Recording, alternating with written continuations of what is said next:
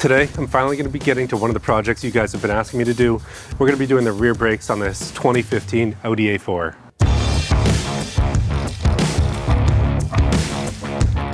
Now, if you guys remember, I did the front brakes on this quite a while ago. We went with the Transit Auto brakes that they provided, and they've been working flawlessly. So we're gonna go ahead and we're gonna do the rears now. So in the set that I got from them, I got both the front and rears, but I just didn't do the rears yet.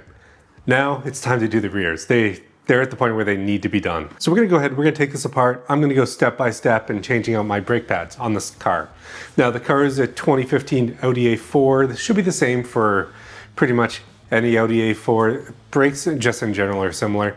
The only thing that's unique about this car is you do have an electronic parking brake. So you need to use some sort of electronics to retract that so you can do this. And we'll talk a little bit about that when we get there, but I would say before you take your car apart, make sure you have the tool that gets you there to do this project. So let's go ahead, let's jump into it. Now to do this project, you're gonna need a tool to be able to retract the parking brakes. I bought this one here to try out. I'm gonna link in the description below. I typically would use my Autel in here, but it's really less of a consumer-friendly one.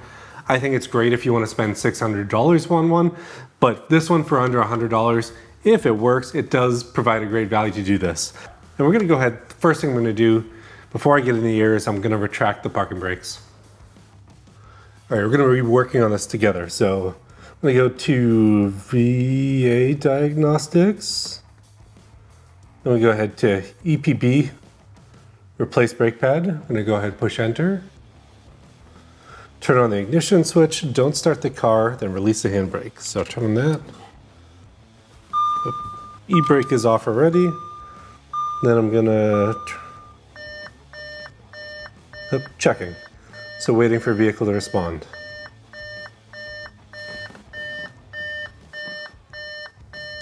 Vehicles produced in 2019 are equipped with performing special functions.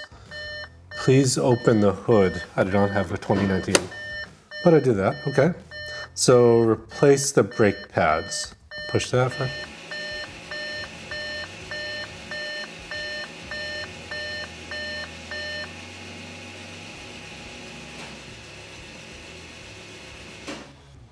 Okay, retraction of the brake wheel cell. I'm gonna press enter to the next step. So I think I'm okay to go to the next step. Switch the ignition off, then press enter for the next step. Begin to replace the brake pads. After finish, press enter to continue. All right, we're gonna go ahead, we're gonna jack this car up, and then we're gonna go ahead and see how everything is. All right, we're gonna go ahead and jack it up at the usual spot, which will be the place under here.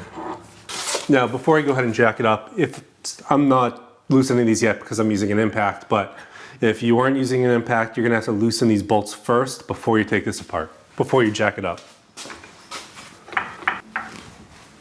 Now, to go ahead and get these off, there is a special tool in the trunk for them. Use that if you have it.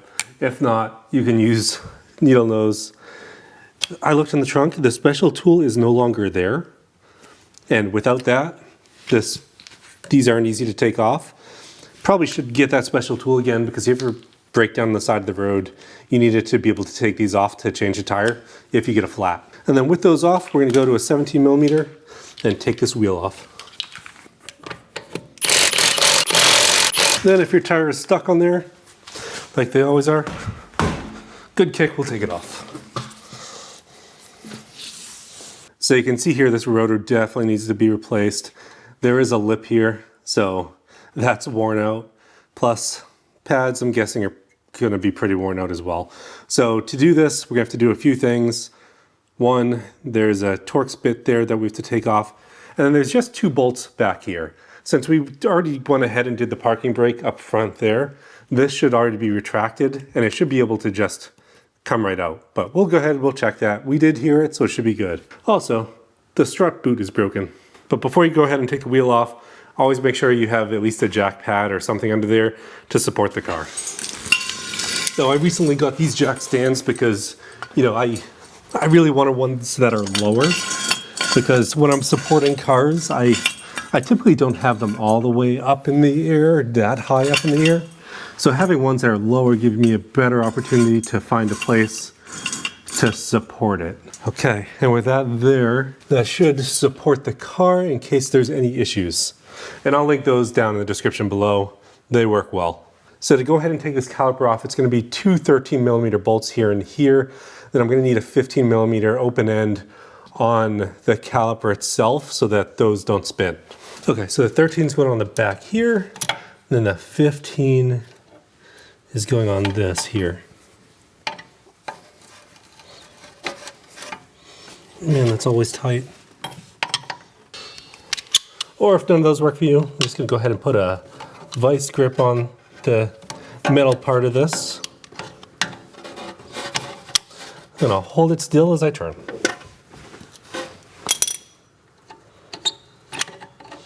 But obviously the right way is to get a thinner 15mm. And it's not spinning, so we're good. This one we're going to use a 13mm open end.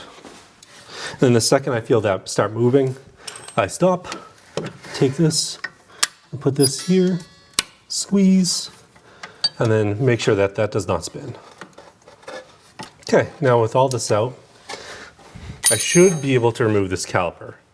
And to do that, I should be able to take out just this, but you can see the caliper's coming out, so the parking brake must have freed itself, which is exactly what you wanted. Yep, so we are out of the place now, and we're just gonna set this back here and take a look at our completely worn down brake pads. Gonna go ahead and remove these, just screwdriver works. Yeah, these are like completely shot. Yeah, pretty much no material left. And then with those out, we can go ahead and move to taking the rotor off. Now the goal with this Torx, like all the others, is don't strip it. If it's broken, just ignore it. We're gonna go ahead and we're gonna see if we can get it out without issue. Looks like T25. It is a T25. Feels a little loose, so someone did do a lot of work on this at one point. Let's go ahead and see if I can get it out. Yeah, it's coming. And like I was saying, not a lot of torque. You're not trying to break this bolt. They do break often. This one is not one that come out easy. All right, that's out. So now we should be able to just take our rotors out. These rotors definitely, just in general, don't like to come out. So I usually find if you hit it down here, it usually loosens up some of the rust. Let's see.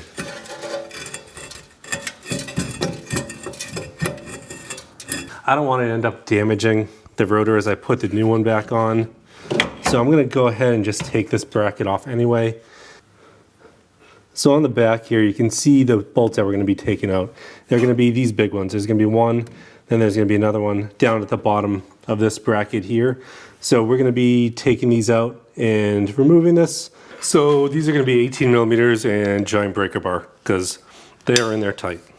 All right, so not enough room for a giant breaker bar. So we're trying just my 1/2 inch with an adapter, and I don't have a short 18mm. So we're gonna see if I can make this work. But these ones are definitely on there tighter than all the other bolts. Yeah, I got it.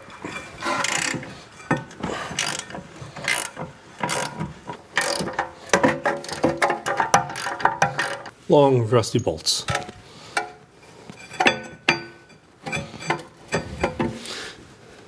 That do not want to come out.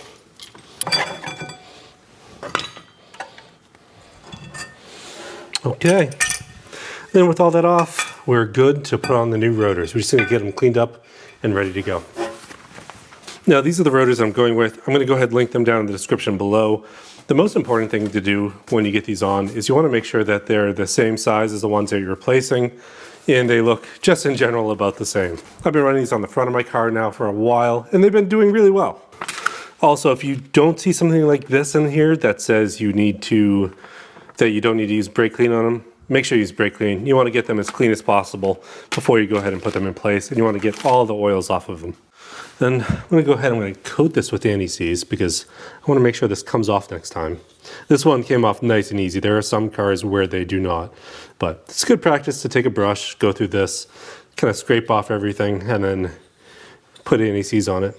And I'm going to drop this on. I'm going to line up this bolt again and get everything ready to go back together.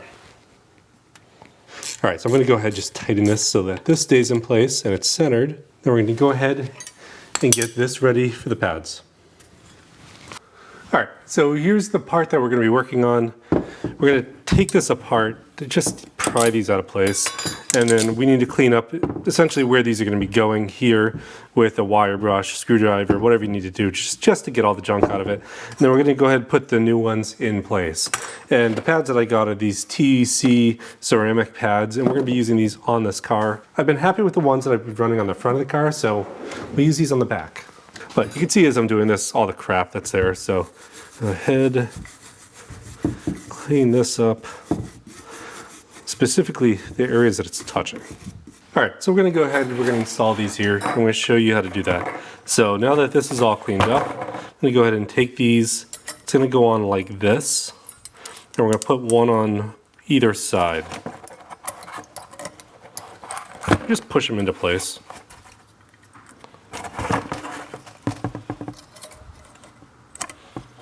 Now, a little bit of detail about how the pads go on.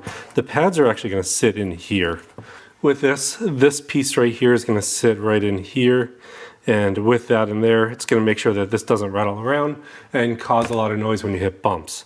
If we just add grease this way, into this channel, into this channel.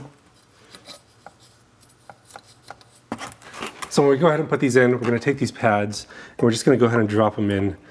If you do them this way, you got to make sure you get them in the right orientation. So they go like this, and then you can just push them in. There you go.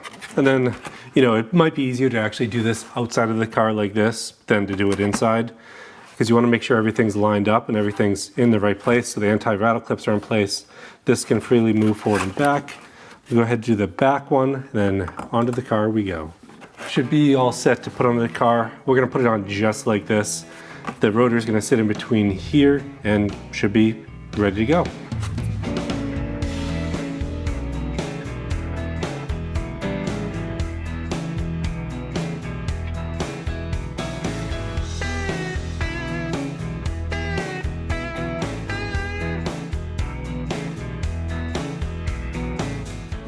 right, then we're going to go ahead and get this back in place.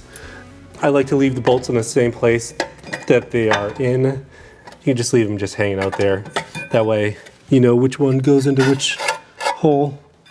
And to do this, I believe these are 100 newton-meters plus 90 degrees. So make sure that you tighten them correctly on your car and you torque them down correctly. I like to make a little white mark on them just so that I can see where it's going to go, and then I'll push it and move it 90 degrees. Then after this is done, with the new brake pads, you're probably going to find out that this is still out too far. So you're going to need to push this back in. I recommend using a special tool, mainly because you want to avoid pushing on this plastic here. So this is the tool we're going to be using to push the brake caliper back in. All you have to do is you put this in here. This will push on one side of the caliper, while this side, as you turn it, will rotate and push the caliper back in. It doesn't have pins here, so it's just going to allow it to spin in circles and just push it straight back in. Really easy tool. I'll make sure I link in the description if you want to use it. It comes with an entire kit if you want to use it on different cars. So this tool is just a brake caliper tool. You just spin it like this. It puts the force here, so it's just pushing that way, and it closes and pushes the caliper in. And this way, you don't end up damaging anything. You don't take any risk of breaking this plastic, breaking this boot. You just push this in, and it will move that all the way in. So you can see it's going in nice and easy. I'm not having to put any force anywhere else other than this area. And I can definitely feel it stop. And yeah, you can see the marks that's left here from not spinning. And with that in, should just be able to drop this into place, and it will just drop right over the right over the pads. Then I'm going to go ahead and put these two bolts in, and then tighten them to the torque they need to be. Okay, so those are 10 to 25 foot-pounds. I'm ready to go ahead onto the next side, clean up my mess, and then we'll go ahead and talk about how do we do the parking brake and get that back to where it's supposed to be. All right, so the other side is done now. We can go ahead in here. I'm just gonna walk you through what this says. So left it plugged in the entire time. It says, began to replace the brake pads. After finish, press enter to continue, enter. Please make sure the brake pads have been installed. After finish, press enter. One more time, and I should hear the motors go. Switch the ignition on. Okay. Press enter the next step. Waiting for the vehicle to respond. Nope, I hear them.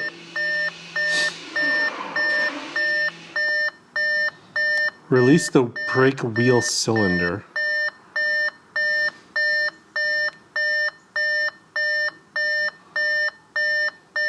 Okay. Let me see.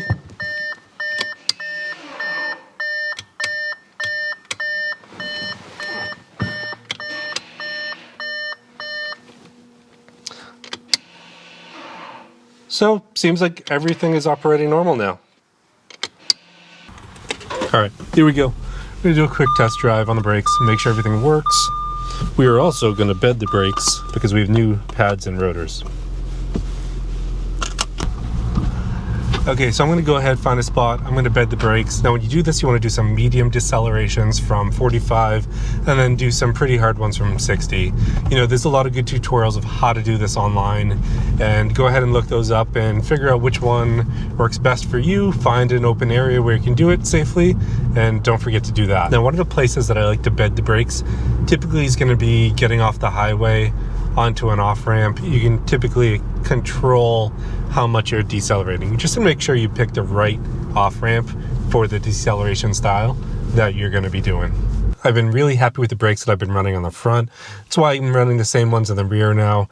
You know, pretty much flawless operation ever since we've had them installed on this car. And with that, I think that's about it. Thanks for watching this week on Smackey's Garage. Thanks to Transit Auto for sending out these brakes so that I can use them on my project, and you know, they've been fantastic. I'll make sure that I link them in the description below if you want to use them as well. See you next time.